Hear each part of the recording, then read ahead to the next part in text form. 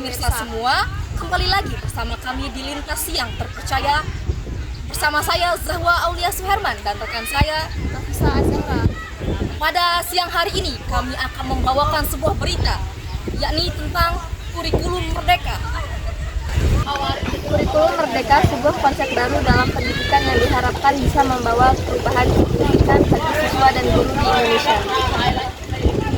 Untuk lebih jelasnya mengenai berita ini, kami telah terhubung dengan rekan kami, yakni Teguh Satria Hidayatul Rahman dan Abisali Dilawarisai yang telah berada di Sekolah Mandua Mataram.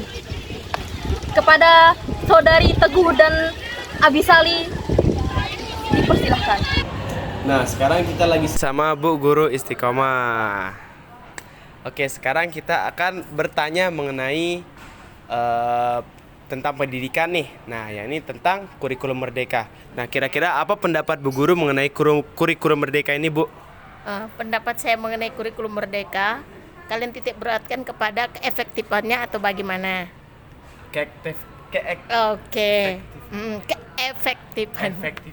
Baik, untuk sementara ini saya lihat sih sepanjang pengetahuan saya tentang kurikulum merdeka dan apa yang telah dilaksanakan di madrasah kita, mohon maaf, kurang efektif sebenarnya. Ya, menurut saya.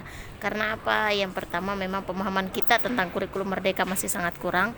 Dan yang kedua, karena kekurangan pemahaman kita tentang kurikulum merdeka, akhirnya step by step kurikulum merdeka itu sepertinya tidak terlalu dijalankan dan baik dan benar. Malah yang adanya saya lihat seperti bingung. Ya, tambah lagi saya lihat dengan P5 dan sebagainya. Memang tujuan dari kurikulum merdeka memang sangat-sangat bagus.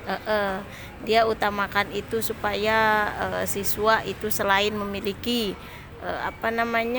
kecakapan dalam pembelajaran, dia juga memiliki life skill dan sebagainya, dan juga bisa mengembangkan dirinya sesuai dengan bakat dan minat mereka masing-masing. Nah, tapi seperti yang saya katakan tadi, karena kurang pahaman kita tentang kurikulum merdeka, jadi saya rasa belum begitu efektif. Tidak terrealisasikan sepenuhnya. Nah, ada lagi satu pertanyaan nih, Bu. Nah, kan karena kita juga mendapat menteri baru nih, Bu, dari Kementerian Pendidikan. Nah, katanya rumornya bakal dibalikin UN nih, Bu, dan sebagai macam yang dulu-dulu tuh. Gimana pendapat Bu Guru? Menurut pendapat saya dari segi kacamata usaha anak nih, kalau saya UN itu bagus untuk dikembalikan lagi. Supaya apa? Supaya kalian kelas 12 terutamanya benar-benar mempersiapkan diri, benar-benar belajar dengan baik. Karena kalau kalian tidak mendapatkan ancaman seperti ini, yang ada kalian santai-santai saja. Itu menurut saya bagus dari kacamata dari siswanya gitu, dari siswanya, usaha siswanya untuk itu. Oke, sekarang saya bersama salah satu siswi dari Mandua Mataram. Siapa namanya? Baik, perkenalkan, nama saya Ridi dari kelas 11 dan kelas 3. Oke, sekarang mungkin saya akan sedikit bertanya tentang pendapat Anda. Yang pertama itu kan sekarang kita kurikulum merdeka kan. Apakah itu efektif menurut Anda apa tidak sih? Sebelumnya menurut saya ada efektif dan tidaknya. Untuk jenjang SD, SMP, SMA itu tidak efektif. Kenapa? Karena di dalam kurikulum merdeka kita dianjurkan untuk belajar mandiri tanpa dijelaskan oleh guru langsung. Karena di sini tuh banyaknya presentasi. Sedangkan untuk bangku kuliah dia itu lebih efektif karena apa? Karena di dalam kuliah itu kita harus mencari sendiri. Inovasi dan kreativitas itu harus ada. Jadi menurut saya ada efektif dan tidaknya. Tergantung jenjang. Yang kedua itu kan dengar-dengar nih UN kan mau dikembalikan kan setelah pergantian Menteri Pendidikan. Apa itu bagus menurut Anda?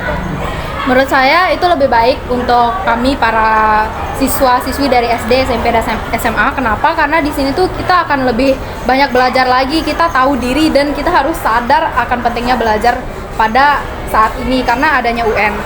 Jadi menurut saya seperti itu. Oke, sekian. Terima kasih buat ini. Cukup sekian dari kami. Wassalamualaikum warahmatullahi wabarakatuh.